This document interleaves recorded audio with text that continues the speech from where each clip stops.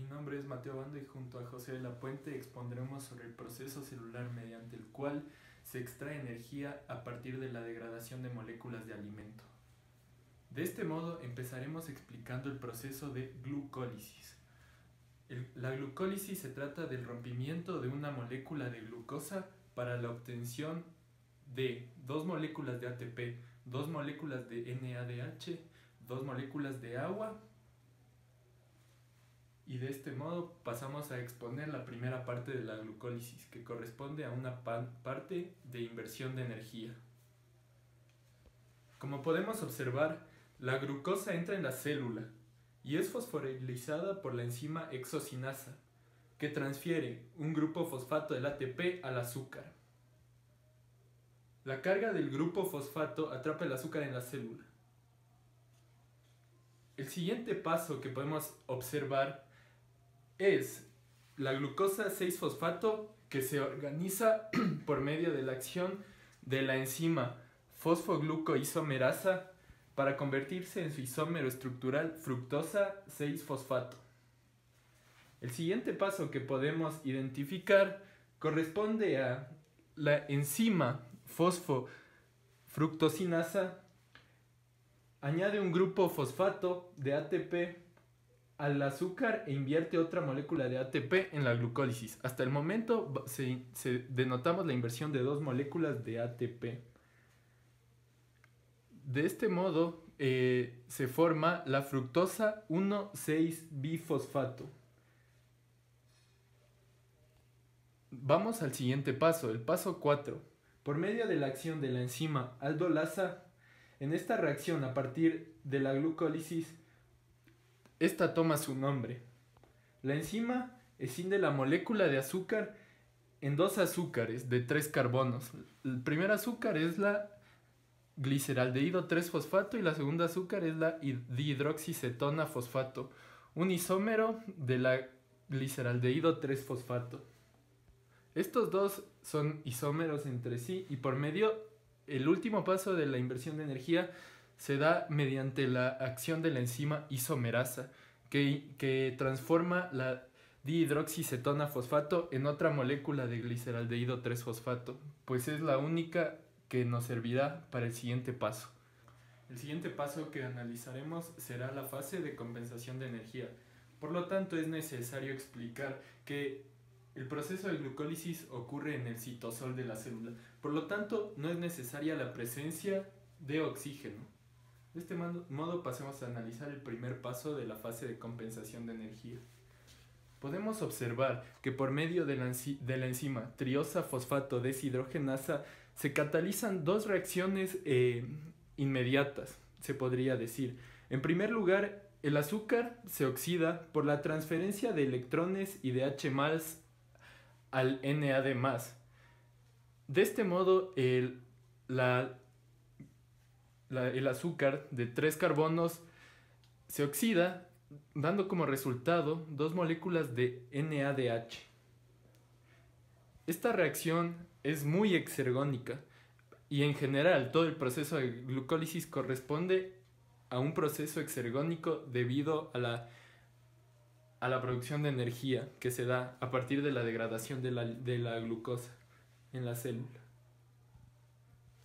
También podemos analizar la entrada de un grupo fosfato a la célula. La entrada de estos grupos fosfatos se deben a un reservorio de iones fosfato que se encuentran presentes siempre en el citosol de la célula. Por ello es muy importante el proceso de glucólisis y que es esencial que ocurra en el citosol de la célula. El siguiente paso, el paso número 7 de la glucólisis, se da por acción de la enzima fosfoglicerosinasa. De este modo podemos analizar que la glucólisis produce ATP. Esto se debe al grupo fosfato introducido en el paso anterior, que es introducido y se da mediante un proceso de fosforilación de dos moléculas de ADP que se transforman en dos moléculas de ATP. Es necesario explicar y evidenciar que en todos los pasos del proceso de compensación de energía, todas las moléculas se encuentran prescindidas por el índice 2.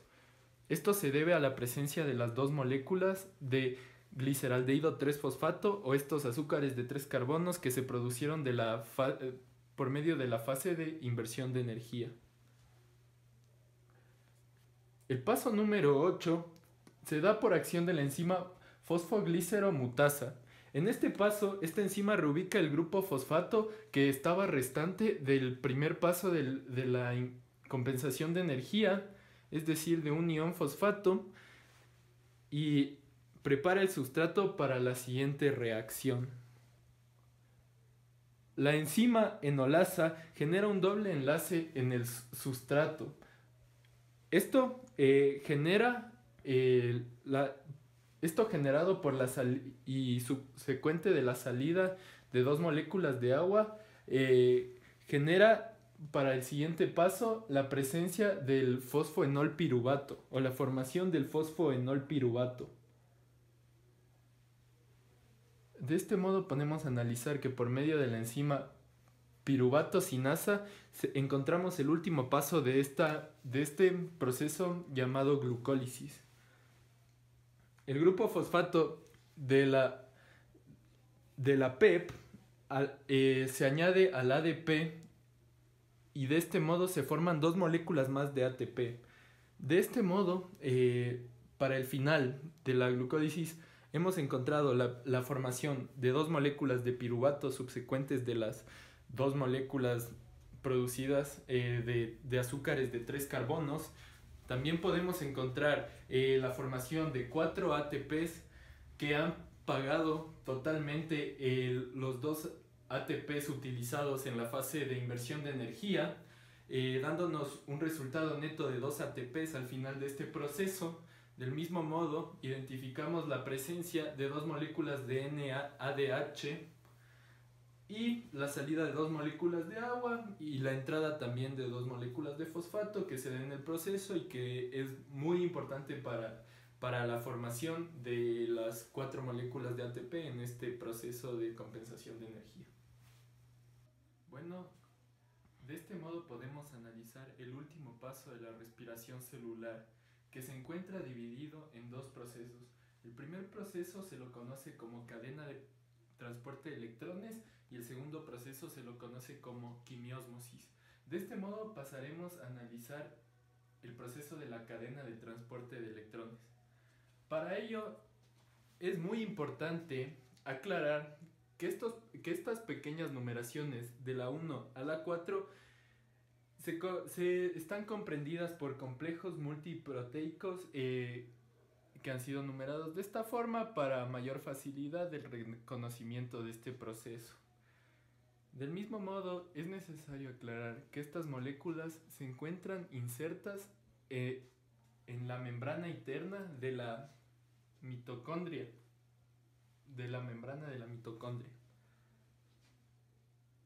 Los transportadores de electrones alteran estados reducidos y oxidados a medida que aceptan y donan electrones de su vecino. De este modo podemos notar o denotar que cada complejo multiproteico va donando electrones a cada uno de los subsecuentes, del 1 al 4 en procesos muy ordenados.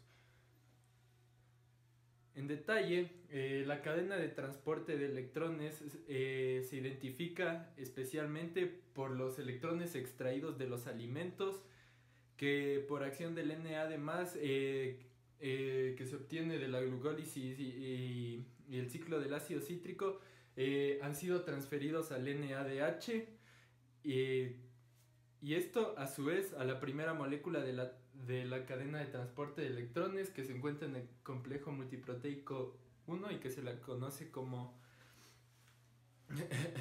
FMN o complejo 1 y es llamado así debido al ácido de la flamina mononucleótido que se encuentra conformando esta proteína o este complejo multiproteico.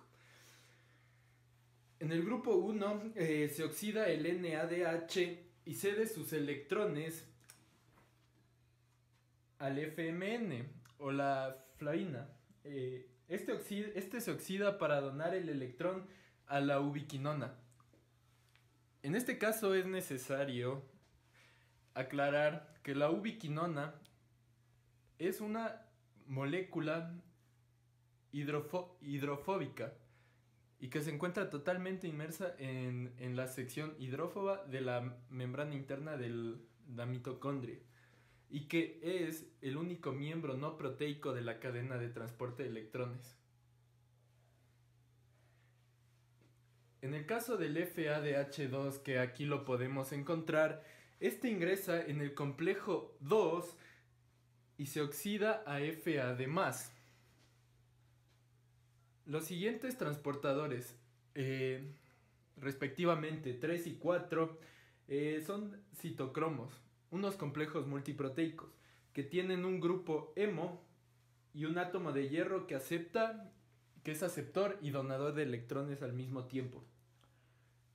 El último citocromo, que es el citocromo A3, pasa sus electrones al oxígeno,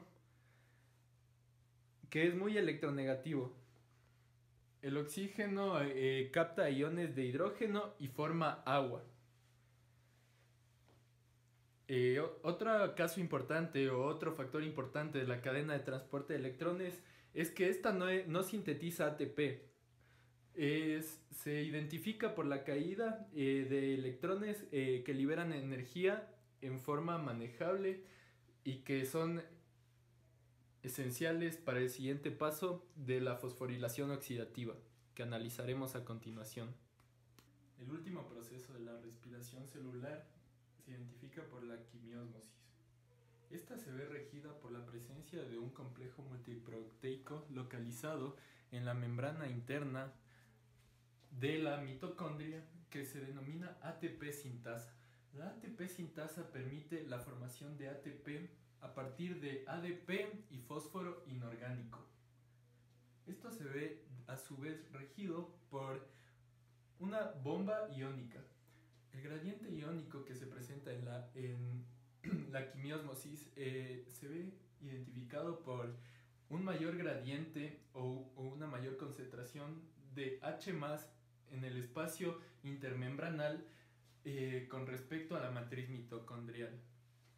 De este modo, los H+ que provienen del espacio intermembranal ingresan a través del complejo multiproteico ATP sintasa hacia el interior de la matriz mitocondrial a modo de una quimiósmosis. Debido a esto lleva su nombre, ya que se trata de igualar un gradiente que funcione como fuerza motriz para la adición de un fósforo inorgánico al ADP y a su vez la formación del ATP. Del mismo modo, vale identificar que otro donador importante de estos iones H+, son ciertos miembros de la cadena de transporte de electrones que permiten igual el ingreso de electrones y de protones de H+ hacia el complejo ATP sintasa, y de este modo se da la formación de ATP, que corresponde a la mayor formación de ATP en todo el proceso de respiración celular, alrededor de 32 a 34 moléculas de ATP.